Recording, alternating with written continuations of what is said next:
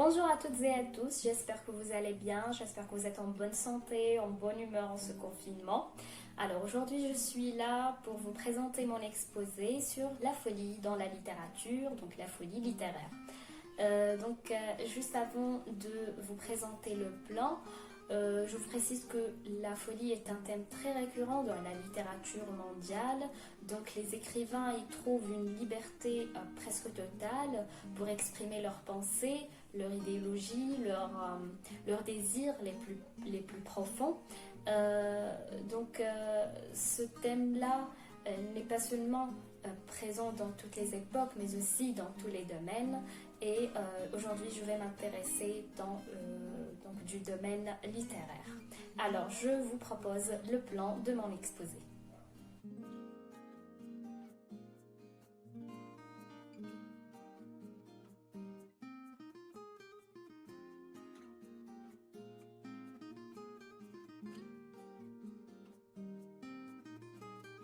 Alors, comme vous l'avez vu, dans la première partie, je vais définir la folie, son sens médical, étymologique, son sens commun. Après, dans la deuxième sous-partie, je vais parler de l'adaptation du fou dans le monde social, surtout en Europe. Alors, je commence par la définition de la folie, donc le sens commun. Donc ces définitions, je les trouvais dans plusieurs dictionnaires, 3 ou 4, et donc c'est la définition la plus connue. Alors, la folie, c'est un trouble du comportement et de l'esprit, considéré comme l'effet d'une maladie alternant les facultés mentales du sujet. Alors, maintenant je passe au sens étymologique et je pense que ce sens-là est très intéressant pour comprendre effectivement la folie dans la littérature, mais aussi dans son sens commun. Alors, le sens étymologique, donc folie, ça vient du latin folle et du bas latin follere. Et follere, c'est-à-dire s'agiter comme un soufflet, aller, ça et là. Et je suppose que vous avez compris le rapport entre folie et entre s'agiter comme un sifflet, aller, ça et là. Donc ça me fait penser personnellement à une instabilité, à une évasion parfois. Donc à vous d'imaginer. Alors maintenant je passe au sens médical de la folie. C'est un sens un peu difficile. Donc la folie, c'est les lésions les plus ou moins complètes et ordinairement de longue durée des facultés intellectuelles et affectives sont troubles notables dans les sensations et les mouvements volontaires et sont des ordres graves ou même apparents des fonctions nutritives et génératrices. On passe. Alors après la définition de la folie, donc maintenant je vais vous proposer 3 types de folie. Alors le premier type, la folie comme maladie mentale, donc comme je l'ai déjà expliqué en définissant donc la folie en son sens commun. Alors donc la folie mentale, je répète, c'est le trouble de comportement ou de l'esprit, etc. Alors, maintenant, le deuxième type, c'est la folie comme exaltation passagère. Et j'explique. Alors, la folie comme exaltation passagère, c'est l'état psychologique passager de troubles intenses ou d'exaltation causés par une forte émotion ou un sentiment violent. Donc, qui peut, dans certains contextes, être assimilé à un accès de folie au sens précédent, c'est-à-dire au sens de la folie comme maladie mentale. Alors maintenant, je passe au troisième type de la folie qui est la folie est un écart à la norme. Alors là, le comportement qui s'écarte de ce qui serait raisonnable au regard des normes sociales, des lois sociales, qui est dominante, qui est considérée comme l'expression d'un trouble de l'esprit au sens précédent, c'est-à-dire exaltation passagère, ou un manque de sens moral, de bon sens ou de prudence. Alors maintenant que vous êtes dans cette ambiance et cette atmosphère de la folie, je vais vous parler de l'adaptation des fous dans leur milieu généralement sociale. Alors, et dans cette sous-partie, je vais suivre un ordre chronologique, donc je vais commencer à partir de la période de l'Antiquité. Alors, à l'Antiquité, donc on avait une conception théologique de la folie. Donc, le fou est un être possédé par un dieu. C'est ce qu'on pense des fous à la période de l'Antiquité. Donc, et le christianisme considère le fou comme une incarnation du démon. Alors, on avance un petit peu dans le temps, donc à la période de la Renaissance et la première moitié du XVIIe siècle, le fou est un être qui vit sa folie en toute liberté. Alors, à la période donc, de la deuxième moitié du XVIIe siècle et la première moitié du XVIIIe siècle, donc le fou devient exclu. Donc là, on vit dans un monde où la folie devient le monde de l'exclusion. Voilà. Alors, donc les fous sont enfermés avec les pauvres, avec les homosexuels, avec les libertins, les invalides, les alchimistes aussi. Donc, et on va ensuite donc les enfermer dans des hôpitaux généraux. Donc, ce ne sont pas des hôpitaux psychiatriques, mais des hôpitaux généraux. Donc, disons la deuxième moitié du XVIIe siècle, ils sont enfermés dans des asiles comme les autres, donc les homosexuels, les libertins et tout. Et dans la première moitié du XVIIIe siècle, on va les enfermer dans des hôpitaux généraux, donc pour tous les malades. Et là, elle commence la notion et là, on commence à comprendre que les fous, ce sont des malades, mais ce n'est pas encore officiel. Alors, à la fin du XVIIIe siècle, on va considérer le fou pour la première fois comme un malade.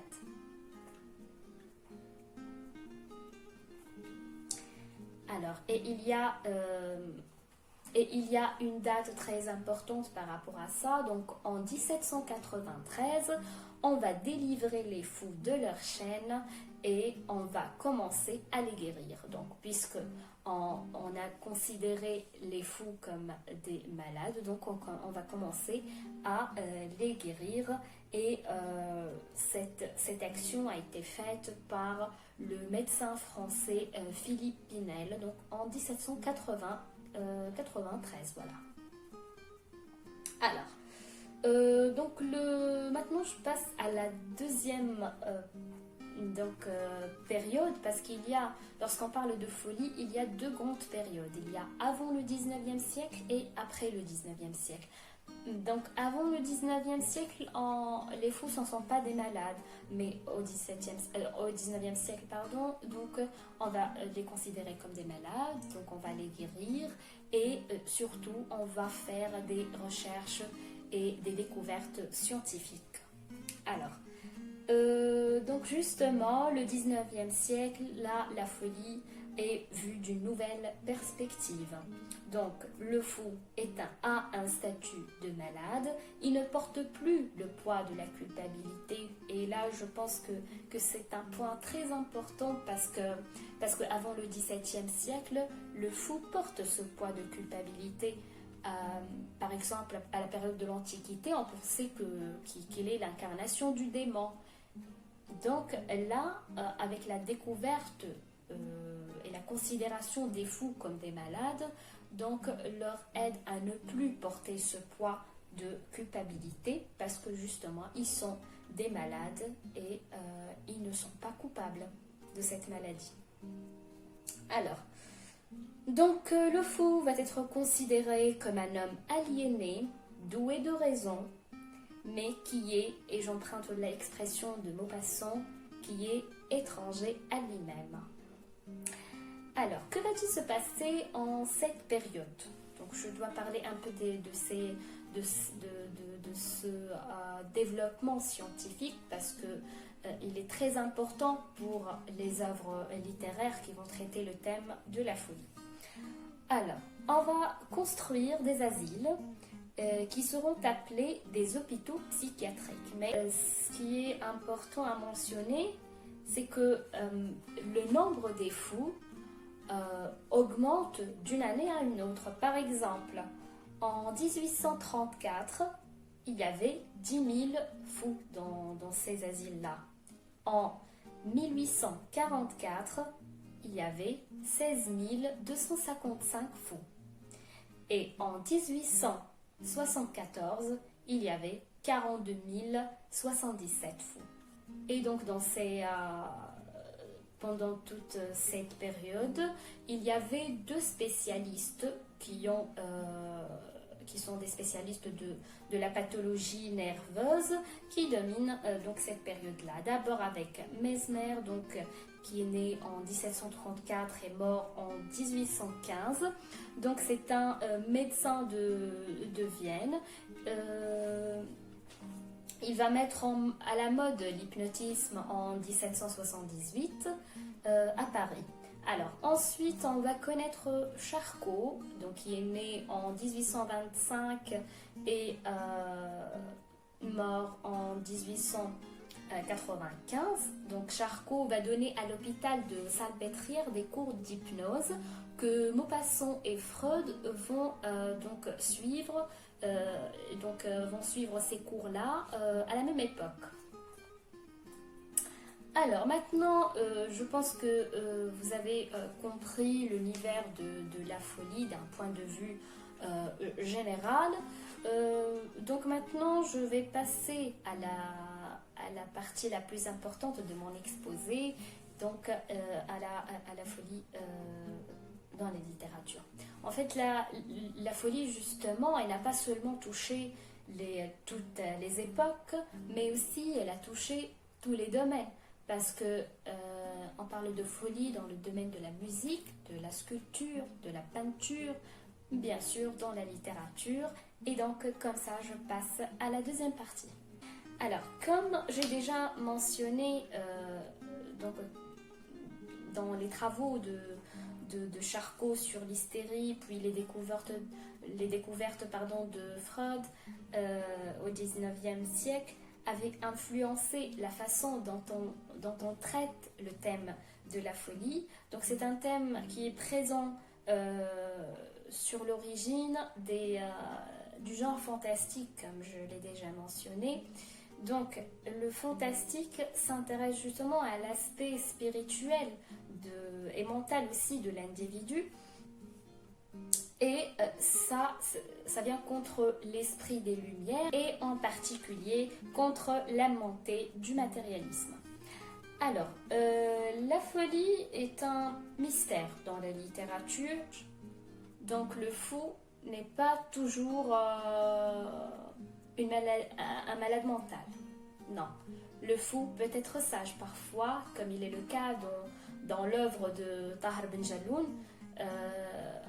Moi le fou, moi le sage. Donc je vais vérifier le titre de ce roman. Oui, alors, oui, c'est moi le fou, moi le sage. Donc, et là, Tahar Ben Jalloun parle d'un fou qui est sage. Donc c'est un peu paradoxal, mais c'est le cas.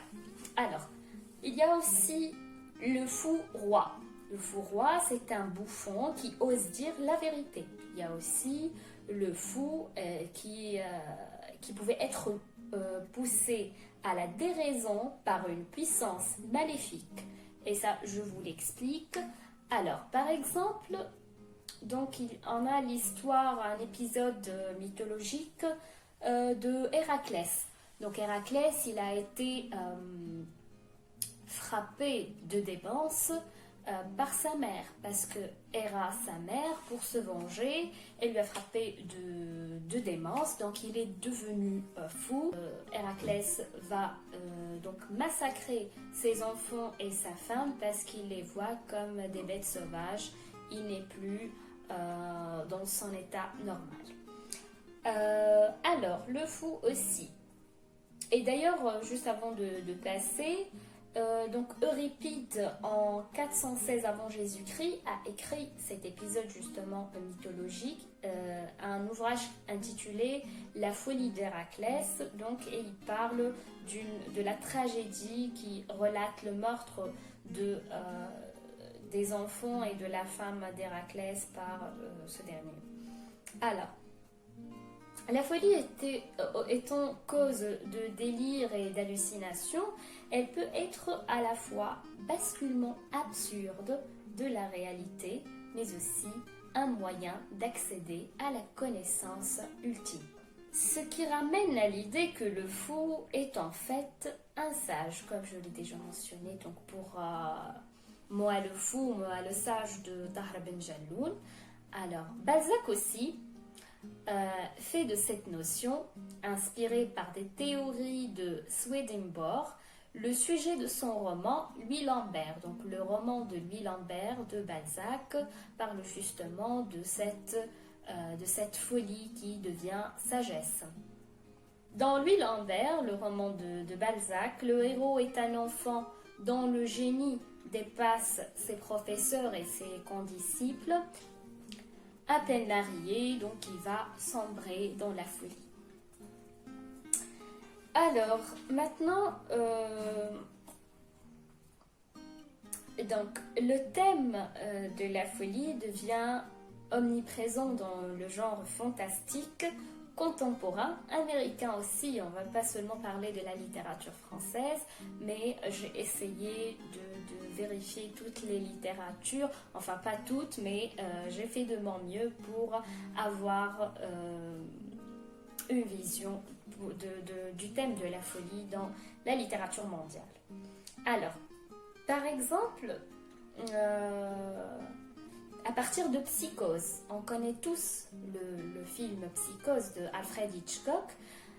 Donc c'est une adaptation cinématographique d'un roman de Robert Bloch, donc Psychose écrit par Robert Bloch, et l'adaptation cinématographique d'Alfred Hitchcock est également un tournant.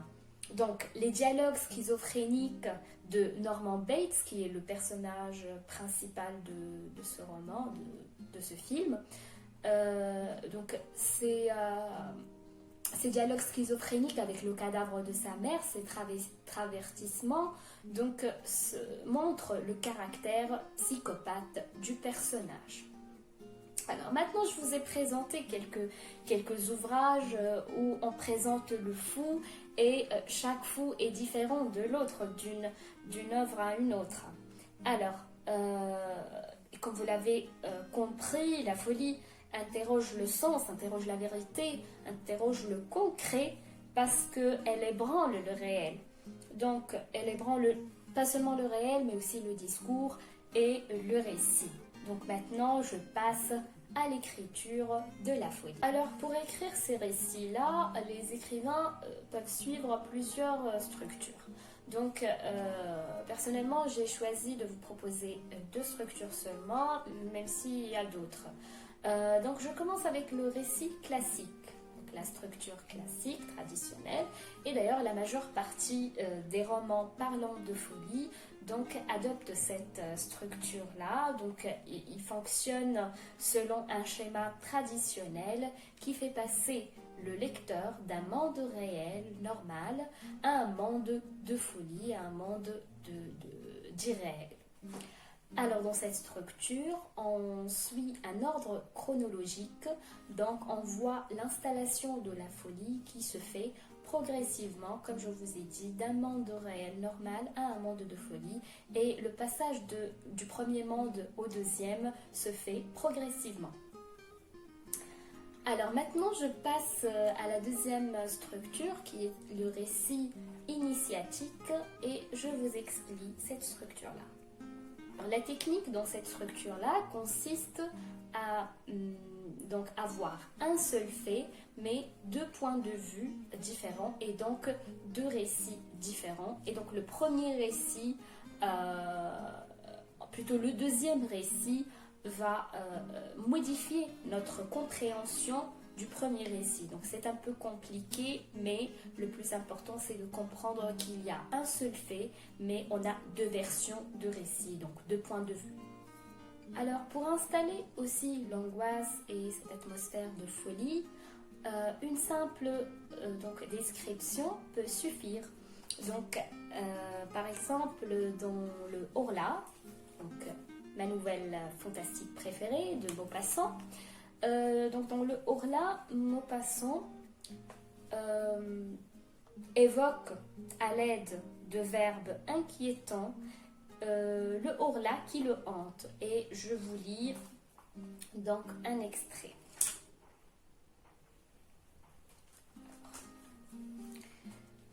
Je sens aussi que quelqu'un s'approche. Le premier verbe s'approche. Je répète, donc je sens aussi que quelqu'un s'approche de moi, me regarde, me palpe, monte sur mon lit, s'agenouille sur ma poitrine, me prend le cou entre ses mains et serre de toute sa force pour m'étrangler.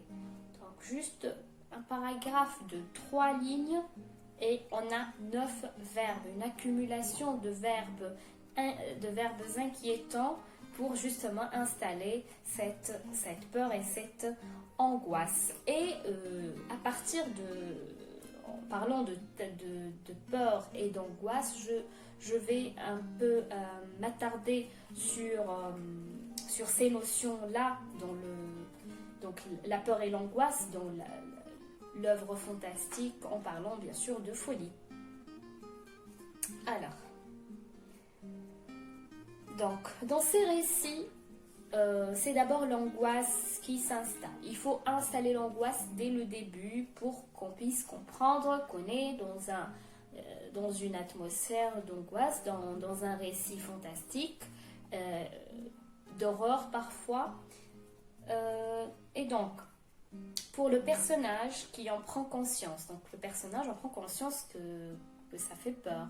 Et parfois pour le lecteur ou le spectateur qui se laisse prendre au jeu. Et justement, personnellement, lorsque j'ai lu le Horla, donc je sais pas, j'ai voulu le lire à 3h du matin, je sais pas pourquoi, mais donc j'ai commencé à le lire, j'ai pas pu le terminer, j'avais très peur, j'avais envie de boire un verre d'eau, mais j'ai pas pu aller à la cuisine parce que j'avais vraiment peur. Donc j'ai laissé le livre et j'ai essayé de dormir. Voilà. Pour installer cette atmosphère de peur et d'angoisse, il y a plusieurs techniques possibles. Je vais citer quelques-unes. Alors, par exemple, on peut faire surgir une description d'une atmosphère malsaine. Et d'ailleurs, c'est ce que Edgar Poe, dès la première phrase de son roman La chute de la maison Asher, donc à l'aide de nombreux adjectifs, donc il a installé cette atmosphère inquiétante. D'autres créateurs, d'autres écrivains, donc préfèrent jouer sur le contraste, c'est-à-dire donc l'histoire commence d'une façon heureuse, joyeuse, et après le bousculement des événements. Et d'ailleurs, c'est ce que se passe dans le Horla. Quelle journée admirable! J'ai passé toute la matinée étendue sur l'herbe devant ma maison, sous l'énorme platane qui la couvre, l'abrite et l'ombrage, tout entière. J'aime ce pays et j'aime y vivre parce que j'y ai mes racines, ces profondes et délicates racines qui attachent un homme à la terre, où sont nés, morts ses aïeux, qui l'attachent à ce qu'on pense et à ce qu'on mange, aux usages comme aux nourritures, aux locutions locales, aux intonations des paysans, aux odeurs du sol, des villages et de l'air lui-même. Donc là, rien d'effrayant. Donc l'écrivain commence sa nouvelle avec d'une façon heureuse, joyeuse, et après on introduit la folie petit à petit, progressivement. Alors, une autre technique maintenant, donc c'est l'accumulation. Donc c'est pas l'accumulation des mots, le procédé qu'on connaît, mais c'est l'accumulation des faits. Alors, c'est l'accumulation des faits de plus en plus inquiétants se déroule. Alors, qui font passer le personnage de l'inquiétude à la folie. Et je reviens toujours à mon support préféré, le Horla. Donc le Horla, c'est une nouvelle dans laquelle il y a une sorte de fragment, un journal, parce qu'il y a toujours des dates.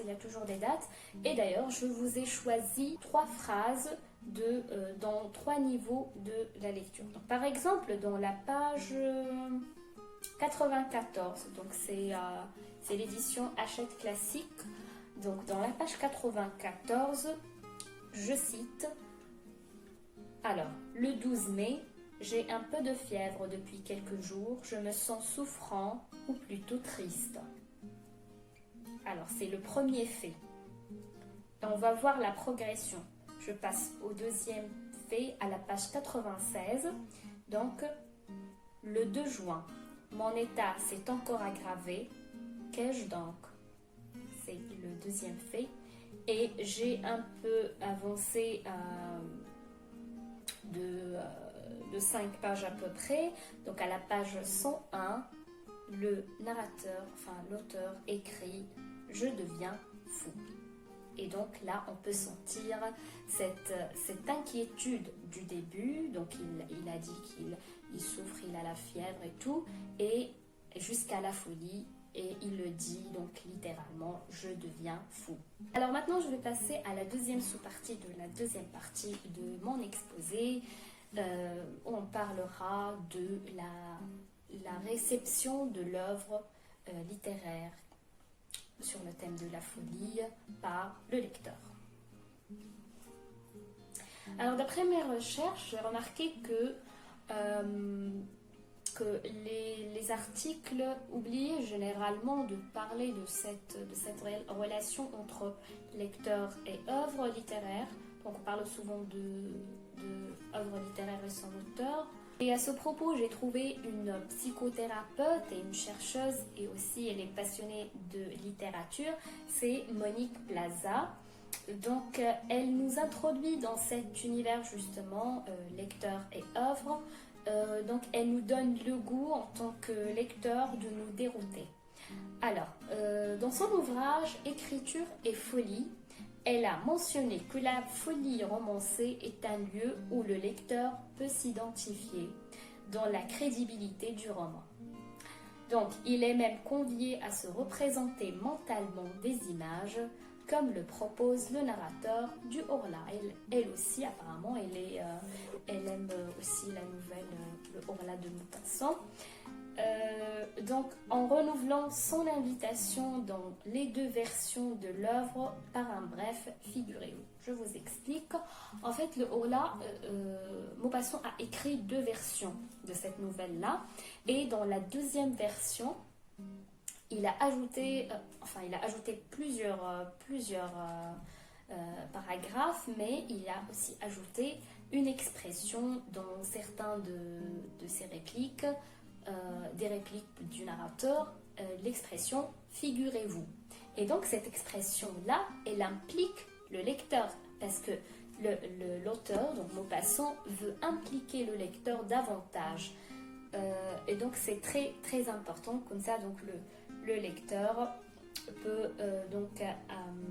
voir ces images-là et vivre parfois le même état du narrateur, du personnage fou.